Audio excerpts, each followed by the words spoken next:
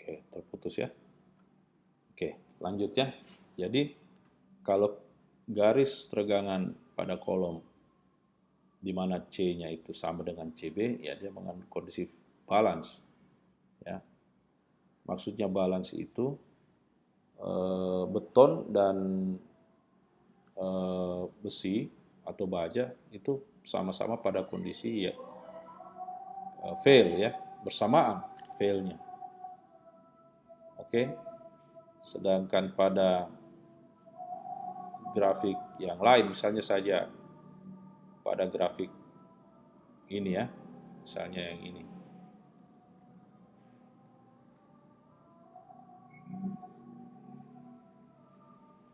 Yang ini ya. Kalau yang ini CB-nya, C-nya di sini kan. C-nya kurang daripada CB. Artinya kalau dia kurang dari CB, itu artinya lebih banyak, lebih tinggi, atau lebih luas. CB ini di sini ya, dia posisinya di sini. Lebih luas daerah, karena ini kan epsilon Y ini adalah tarik, lebih dominan luasan regangan tariknya daripada regangan tekannya ya. Karena kita kembali lagi ya, saya ulangi. Jadi ini adalah daerah tarik, sedangkan di sini daerah tekan. Ini kondisi balance dia di sini ya. Jadi hampir sama antara tekan dengan tarik. Jadi kalau dia kurvanya di sini ya, kalau kurvanya di sini berarti lebih dominan tariknya. Itu artinya bentuk kegagalannya adalah kegagalan tarik atau tension failure. Kenapa? Karena pada sisi tekan C-nya lebih kurang daripada CB. Jadi kalau misalnya ini kita ambil grafik ini ya, di sini posisinya, itu artinya C-nya di sini. C-nya lebih kurang daripada, ini C-nya kurang daripada CB ya. Karena CB-nya kan di sini. Ya toh? Nah, dan juga kelihatan bahwa regangan tariknya jauh lebih dominan daripada regangan tekannya. Artinya kegagalannya adalah kegagalan tarik. Kegagalan tarik. Tapi kalau misalnya kurvanya di sini, nah, kebalikannya. Jadi lebih CB-nya lebih besar, C-nya lebih besar daripada CB. Ya. Dan daerah tekannya jauh lebih besar daripada tarik. Oleh sebab itu pada kondisi ini adalah compression failure atau kegagalan tekan. Oke? Nah, oleh sebab itu dari ada 3. Apakah dia balance? Apakah dia tension failure atau kegagalan tarik atau compression failure? Nah, kalau kita plot hubungan antara gaya dan momen, misalnya ini kembali ke kolom dengan tulangan pada 2 sisi ya. Terus bebannya berjarak eksentrisitas terhadap sentroid. Nah, pada kolom ini ya akan terjadi 2 peluang kegagalan. Yang pertama, bukan 2, 3 ya. Yang pertama adalah kegagalan pada garis AB. AP itu AB adalah kompresi. Jadi kalau misalnya you naikkan bebannya, tapi dia tidak memiliki jarak, eksentrisitasnya 0. Dia persis berada pada titik tengah penampang kolom. You naikkan, maka itu adalah kegagalan kompresi. Begitu Anda turunkan bebannya, namun beban ini berjarak E, U naikkan jaraknya, ya, sehingga terjadi yoke moment kan. Nah, tetap juga dia bisa fail karena momennya mulai besar walaupun bebannya mengecil, tapi momennya besar.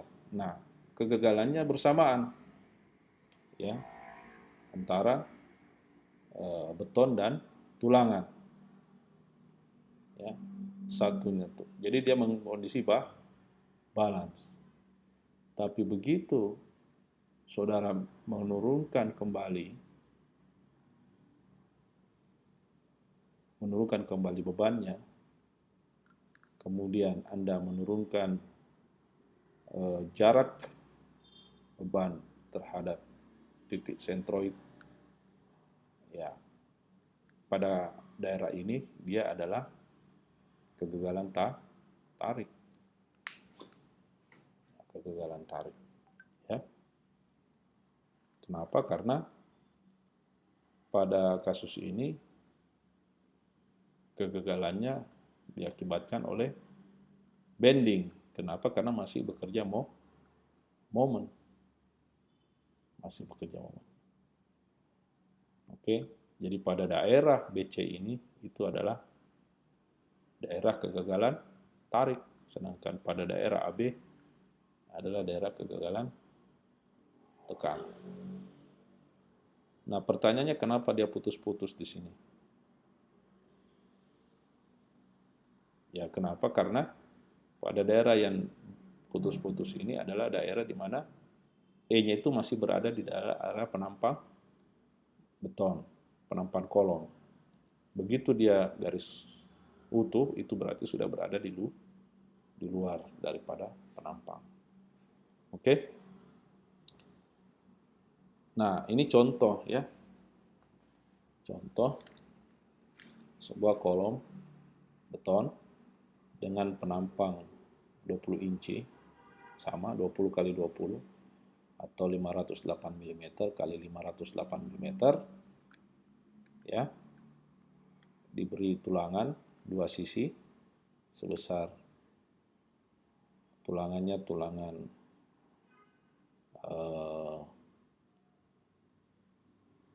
dengan 8 tulangan dengan luasan tertentu, ya. Kemudian dikasih beban yang memiliki eksentrisitas dari titik tengah kolom. Kita naikkan, ya, bebannya ini, apa yang terjadi, ya. Jadi naik bebannya itu berapa, kita naikkan, ya, bebannya. Di mana mutu beton pada kolom sebesar 20,7 MPa dan modulus elastisitas kolom 2 kali berapa nih? 10 pangkat 5 MPa dengan kuat leleh baja 276 MPa.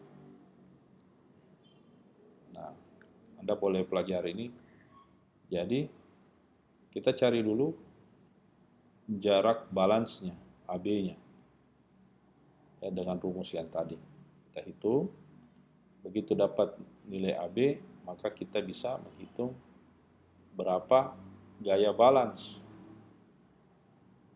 untuk kondisi balance, ya. Nah, kita dapatkan 2310 kN. Nah, setelah itu kita hitung moment, ya, moment balance, kondisi balance. Kita dapatkan sebesar 559 kN/meter. Setelah kita dapatkan itu, kita hitung berapa regangan pada besi. Ada tanda dasnya, itu berarti regangan tekan pada besi, ya, dan juga regangan balance, di mana regangan pada besi 0,00237 lebih besar daripada 0,00138, yang mana itu adalah regangan pada kondisi balance pada besi.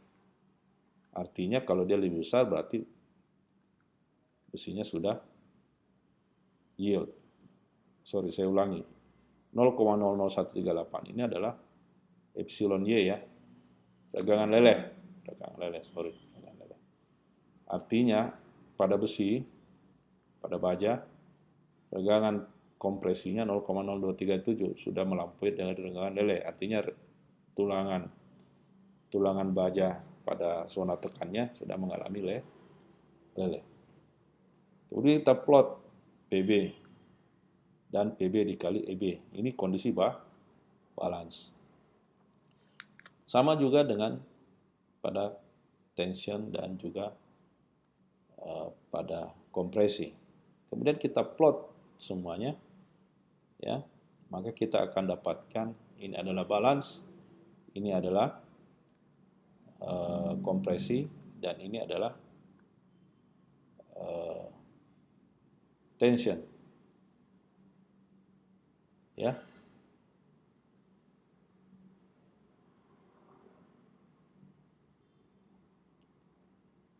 Oke, jadi saya ulangi, ini adalah kompresi dan ini adalah tension. Jadi ini memenuhi dari teori yang di atas kalau kita hitung. Ya.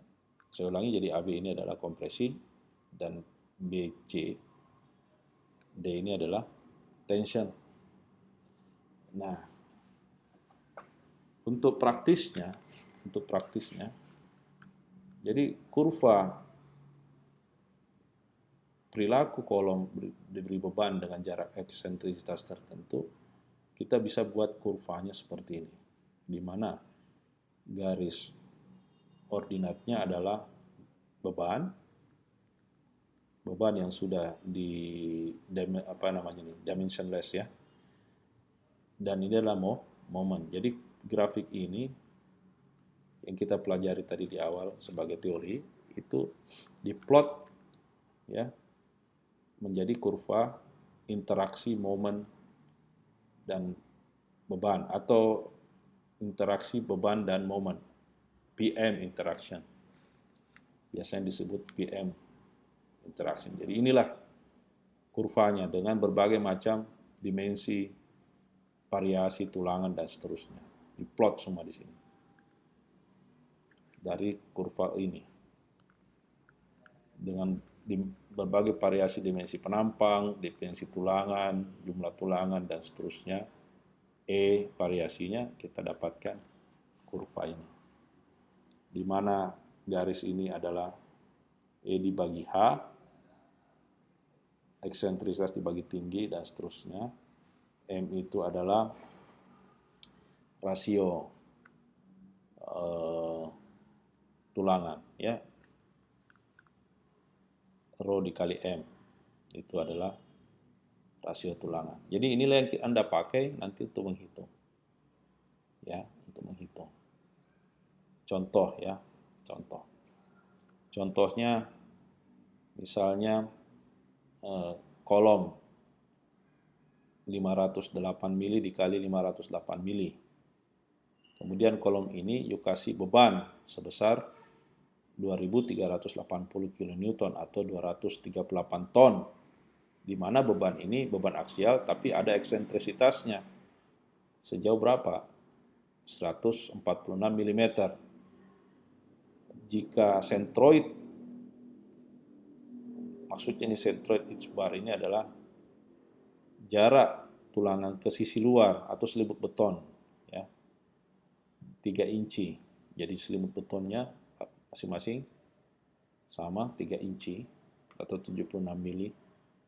Hitung berapa luas tulangan yang dibutuhkan jika Pi faktor reduksinya 0,7, mutu betonnya 20,7 MPa, dan kuat leleh bajanya 414 MPa. Nah ini gampang ya, gampang sekali. Yang pertama you cek dulu. Ya, you cek dulu. Berapa nih H-nya? H-nya berapa? 20 kan? Ya, kita pakai imperial, satuan imperial, 20 inci dikurang. Cek dulu. Maksudnya cek rasionya nih. Rasio jarak antar tulangan. Jadi 20 dikurang berapa? dikurang 6. 6 ini apa? 6 ini adalah selimut. Kenapa 6? 2 dikali 3. Dari sisi sebelah sini dulu lah. Ya, jadi ini tingginya 20, kemudian dikurang 3, dikurang 3 atau dikurang 6. Dibagi dengan berapa? 20. Ya. Dibagi 20, kita dapatkan berapa? 0,7. 0,7. Kalau kau dapatkan 0,7, berarti grafik ini bisa dipakai. Kenapa? Karena grafik ini syaratnya adalah, dia katakan di sini syaratnya G-nya itu harus 0,6 sampai 0,9. Jadi kalau you hitung G-nya di bawah 0,6, ya kau tidak bisa pakai grafik ini. Selama dia G-nya di antara itu 0,6 sampai 0,9, you bisa pakai. Nah, tahapan yang kedua adalah kita masukkan beban. Bebannya boleh pakai satuan internasional, ya, standar atau imperial, boleh. Rumus ini berlaku. Masukkan 536.000 dibagi 3.000 dikali 20 dikali 20, maka kita dapatkan berapa? 0,447. Ini yang ini ya. Berarti 0,47, kira-kira dia di sini ya. Oke, di tengah, di sini dia. 47. Kemudian ya. Belum. Kemudian kita masukkan PU perubahan tadi, ya. Masukkan PU dikali E, ya. Kali FC BH pangkat 2. Ini masukkanlah menjadi 0,24. Ini PU ini. PU dikali E. Berapa? 0,1284. Berarti kira-kira dia di sini. Ini 0,014 dia di sini. Ditarik garis lurus saja. Ya, jadi dia di sini. Nah, titik potongnya. Titik potongnya di mana? Ikuti garis ini. Ini garis apa ini? 0,6. Kalau dia berhenti pas 0,6. Kalau dia sedikit lebih berarti 0,61 atau 0,62. Berarti ini. Nah, begitu Anda dapatkan 0,61. 0,61 itu apa? Rasio, ya, rasio tulangan. Jadi rasio tulangannya adalah 0,61. Maka kita bisa hitung luas tulangan. Luas tulangan itu 0,61 dikali FC aksen dikali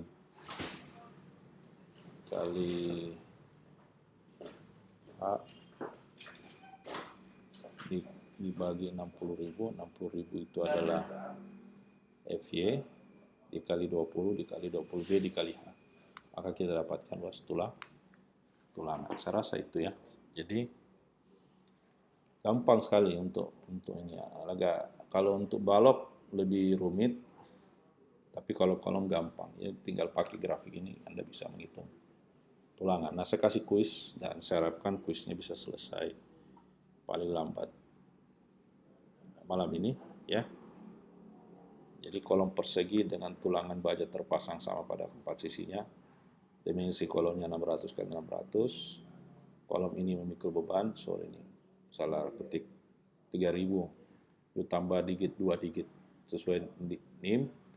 Engsel 150, selimut beton 60 mili pada sisinya. F Jackson 20 MPa, FV 390 dan P-nya 0,7. Hitung luas tulangan yang dibutuhkan dan jika tulangan 25 yang digunakan, hitung jumlahnya berapa yang mau dipasang. Oke, saya rasa itu cukup untuk hari ini ya. Nanti kita sambung lagi dengan menghitung tulangan geser atau tulangan behel ya. Saya rasa demikian.